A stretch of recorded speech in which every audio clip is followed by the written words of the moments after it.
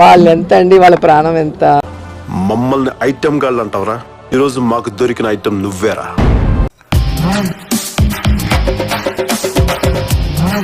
మన్నించి దయచేసి అర్థం చేసుకుని అభివృద్ధికి ఓటేయండి అని చెప్పి వేసుకోవడానికి నవ్వుకోవడానికి నాలంటి కావాలి అంతే. అనిపించిందా సరే ఎల్లెన్నో అనుకుంటాం జరుగుతాయండి. 4వ తేదీ తర్వాత అనిపిస్తుంది.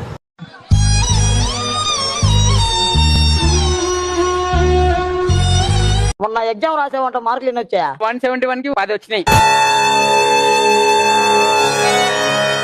ఈడు నా కొడుకు, ఇడికి జూన్ 4వ తేదీ జ్వరం వచ్చింది. అయిపోయింది, బతికి అయిపోయింది. నీకు కొత్త చెక్కేస్తారులే ఈ రోజంతా. ఏంటి మీరేంటి ఇంత హ్యాపీగా ఉన్నారు? తెలీదా మీకు? మొన్న శ్రీదేవికి 5 వచ్చింది, మాకు 21 వచ్చింది.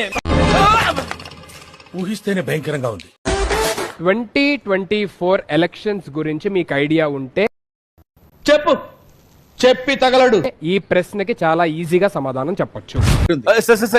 అది అడగబోయే ప్రశ్నకి పవర్ స్టార్ పవన్ కళ్యాణ్ గారికి కూడా సంబంధం ఉంది. సీటు కాదు కదా, అసెంబ్లీ గేటు కూడా తాకనివ్వను. శాసనసభ గేటు కూడా తాకనీయలేదు మా జగనన్నాన్ని కూడా ఈ సందర్భంగా తెలియజేసుకుంటున్నాను.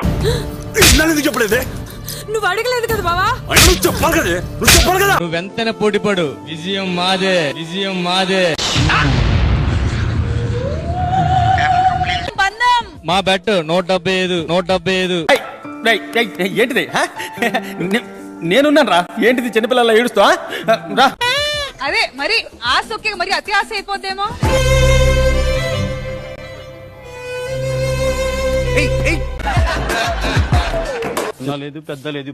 మాయ గారు, ఈ చిన్న చిన్న సోర్స్ లో కూడా మిమ్మల్ని మింగడానికి కారణం ఎవరో మీకు తెలుసా? వాళ్ళు ఎంత అండి, వాళ్ళ ప్రాణం ఎంత? అంటే ఒక దరిద్రం. అది ఎక్కడ కాలు పెడితే అది భస్మం. ఏమైందిరా బాబు? లెగ్గు ఎంత ఐరన్ లెగ్. ఎంత అండి, వాళ్ళ ప్రాణం ఎంత? జనరల్ గా చెప్తున్నానండి, కమెడియన్స్ అనేది మేము ప్రొఫెషనల్ గా కమెడియన్ అండి, వాళ్ళలాగా పొలిటికల్ కమెడియన్స్ అయితే కాదండి. Radha 550 steel TMT. ఇప్పుడు నేను మమ్మల్ని గౌరవిస్తే మేము రోజా గారు అంటాం, మమ్మల్ని గౌరవించినప్పుడు నేను రోజా అంటాను. ఓకే, ఇప్పుడు రోజా ఏం మాట్లాడింది? ఏదో చిన్న చిన్న ప్రాణాలంట, చిన్న చిన్న ఆర్టిస్టులు అంట. నువ్వు ఎలా ఉంటావురా? మిల్క్ ఇచ్చే గేదెలా ఉంటావు. ఈమెమన్నా నేషనల్ వైడ్ ఆర్టిస్టా? దీనికి మీరు ఏమంటారు సార్? ఈవిడేమన్నా 15 నేషనల్ అవార్డులు కొట్టిందా, లేకపోతే 10 ఆస్కార్ అవార్డులు కొట్టిందా యువరాణి? చెప్పు తీసుకొట్టండి సార్. రెండోది, చిన్న చిన్న ఆర్టిస్టులు అంటున్నావే, నీకు దమ్ము ఉంటే గెటప్ సీన్ చేసే క్యారెక్టర్ నీ జీవితంలో ఒకటైనా చేయగలిగావా? సుధీర్ ఉన్నాడు, కష్టపడ్డాడు, మ్యాజిక్ చేశాడు, వాడు చరిష్మాతో సినిమా హీరో అయినాడు, ఈ రోజు అత్యద్భుతం, నీకన్నా 10 రెట్లు ఫాలోయింగ్ ఉంది. ఇప్పుడు ఆది ఉన్నాడు, వాడు వచ్చిన తర్వాత జబర్దస్త్ చరిత్రనే మార్చినాడు. మొగ్గర్ లాంటి చరిష్మాను చూసావా? ఎందుకు నిన్ను ఎవరు ఏ మాట అన్నప్పుడు నీకెందుకు ఉలికి ఎక్కువ? చెప్పండి. ఈసారికి ఎమ్మెల్యే సీట్లో ఫస్ట్ ఓడిపోయే సీటే మా యువరాణి, మా రోజమ్మ. డిపాజిట్లు రావు నీకు నగిరిలో, గుర్తుపెట్టుకో. ఇది నా లిస్ట్ లో లేదే, అదిరిందబ్బా. డిపాజిట్లు రావు నీకు నగిరిలో, ఉలికి ఉలికి పడమాకు. మేము ఎప్పుడు నీ గురించి బ్యాడ్గా మాట్లాడుకోవాలి, నీకెందుకు ఓడిపోయి అక్కడ చేసుకుంటే చిన్న చిన్న ప్రాణాలా? కలిసి కొట్టుకున్నాడు, మనం ఏంటి చూపిద్దాం, బిగిద్దాం నా కొడుకు. నోరు మూసుకొని నీ పబ్లిసిటీ నువ్వు చేసుకో, నువ్వు చేసినా ఓడిపోతావు, చేయకపోయినా ఓడిపోతావు.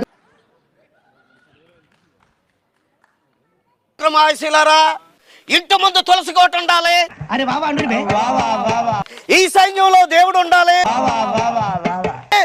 మన పవన్ కళ్యాణ్ గారు అసెంబ్లీలో ఉండాలి.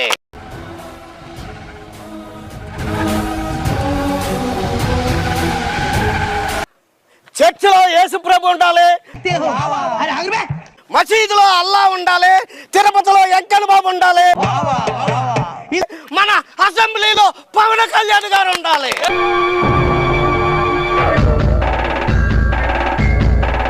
ఫస్ట్ అసలు స్టార్స్ లా రాలేదండి, మేము పవన్ కళ్యాణ్ గారి అభిమానులుగా వచ్చామన్నమాట. ఇంకా పోయింది మేము జబర్దస్త్ లేకపోతే ఈ సినిమాల్లో చేయక ముందు నుంచి ఫస్ట్ నుంచి మేము చిరంజీవి గారికి పవన్ కళ్యాణ్ గారికి అభిమానులు. సో వాళ్ళు మాట్లాడుతున్నారు అంటే ఎవరు మాట్లాడిస్తున్నారో మనం ఆలోచించాలి, కానీ వాళ్ళని మనం అనటం వేస్ట్.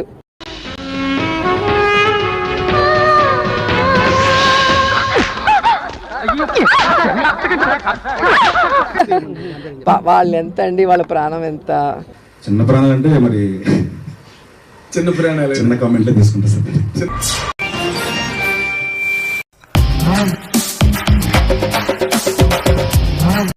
మేము చూసినాము, మీరు ఇక్కడ రండి, మీతో మాట్లాడాలి, రండి, దూరంగానే నించోండి. మేమేమి ఎస్సీ ఎస్టీలం కాదు, మేము ఎస్సీ ఎస్టీలం కాదు, నించోండి, మేమేమి ఎస్సీ ఎస్టీలం కాదు. 60 ఏళ్ల స్వతంత్ర భారతంలో అంటరానితనమా, అన్టచబిలిటీ, ఎంత మూర్ఖత్వం, ఎంత ధైర్యం. వీళ్ళ మనల్ని పాలించేది, వీళ్ళదా అధికారం. చచ, వీళ్ళంతా చూడాలి, వీళ్ళకి మనల్ని పాలించే అధికారం లేదు. గత ప్రభుత్వం మిమ్మల్ని అందరినీ భయపెట్టింది. లేదా నేను బాధపడాలా, నాకేం అర్థమైతలేదు. అర్థం చేసుకోగలం, కానీ మేము మీకు భుజం కాసే వ్యక్తులు మేము.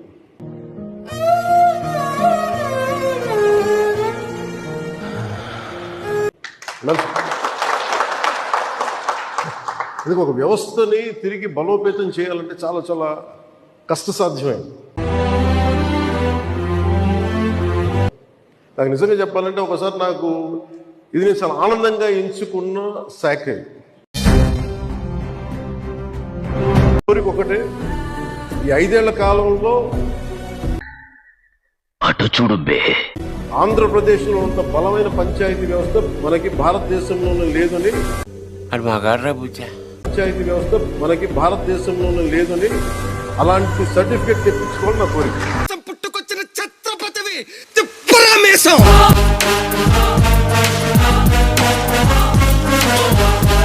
ఎందుకంటే బలమైన ఆలోచన విధానంతో ఉన్నాను, కానీ మీ అందరి సహకారం కూడా కావాలి. ఇంకా ఏం అనాలిసిస్ చేస్తాం కానీ మనమే ఈ స్టూడియో వదిలి ఆయనతో వెళ్ళి నడవాలనిపిస్తుంది. ఇన్స్పైరింగ్ లీడర్షిప్ అంటే అదే. Yes, he is the leader. ఎవరైనా కొత్తగా అధికారంలోకి వస్తే మొదటగా ఏదైనా అభివృద్ధి కార్యక్రమానికి శంకుస్థాపన చేస్తారు. అయ్యో అంకుల్ మీరా, అయ్యో సారీ, దెంగండి. కానీ జగన్ గారు తన విధ్వంసకర పాలన ప్రారంభం కాబోతుందని చెప్పడానికి ప్రజావేదికను కూల్చారు.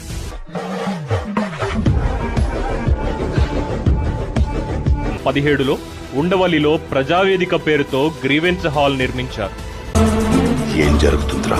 ఈ సమాధానాన్ని ఇవ్వకుండానే, కనీసం నోటీసులు కూడా లేకుండా సిఆర్డీఏ అధికారులు ప్రజావేదికను స్వాధీనం చేసుకుని ఏంటిది మాకేంటిది అంటున్నాను. అందులోనే 2 రోజుల పాటు కలెక్టర్లతో ముఖ్యమంత్రి సమావేశానికి ఏర్పాట్లు చేశారు. ఆ సమావేశాలలోనే తన పాలన విధ్వంసంతో మొదలు కానుందని, రక్తం పొంగిపోతా ఉంది. This building will be the first building to be demolished.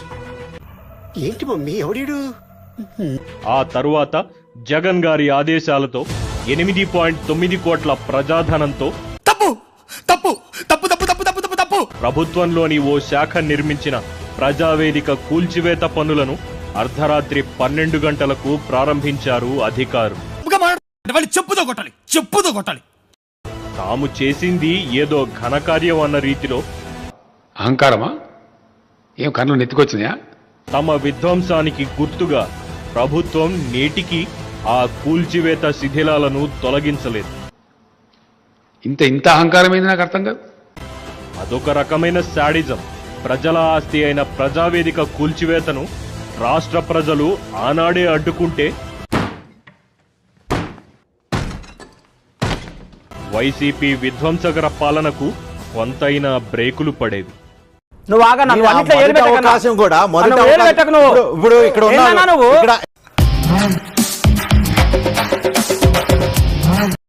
ఉదాహరణకి అల్లు అర్జున్ గారు ఎవరో అన్నారు, పవన్ కళ్యాణ్ ని పలానా చోటుకు పంపించిందంటే, ఎందుకంటే మన పవన్ కళ్యాణ్ లేకపోతే అల్లు అర్జున్ ఉన్నాడు కదా. దానికి భజన మీరు గొప్పోళ్ళు గొప్పోళ్ళు గొప్పోళ్ళు ఏం గొప్ప దేనికి గొప్ప అంగ పారుంగ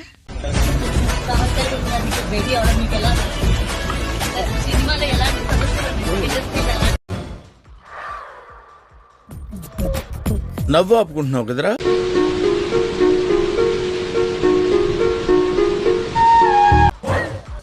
మీ కష్టం పగవాడికి కూడా రాకూడదు గురుగారు. మరేరా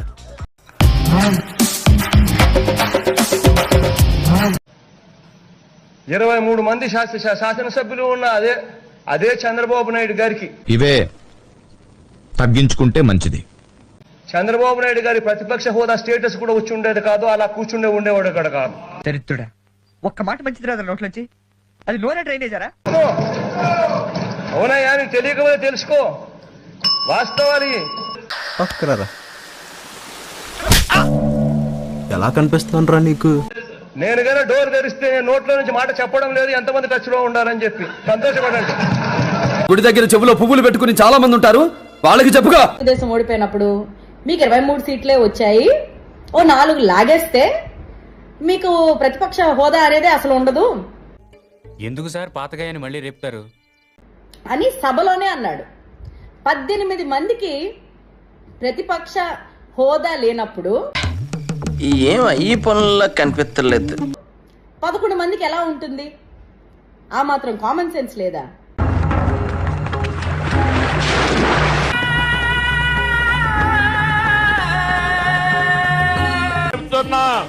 ఎవడైనా కుప్పంలో రౌడీజం చేశారో ఎత్తిన చేతిని నరికే కత్తినవుతా. అందరు లైక్ చేయడానికి ట్రై చేయండి. 1500 లైక్స్ ఈజీగా అయిపోతాయి.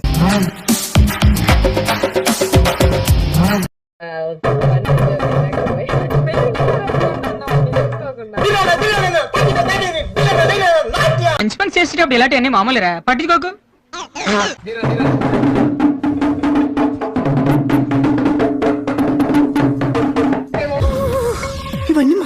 ఇవన్నీ మామూలే కంట్రోల్ అలవాటు.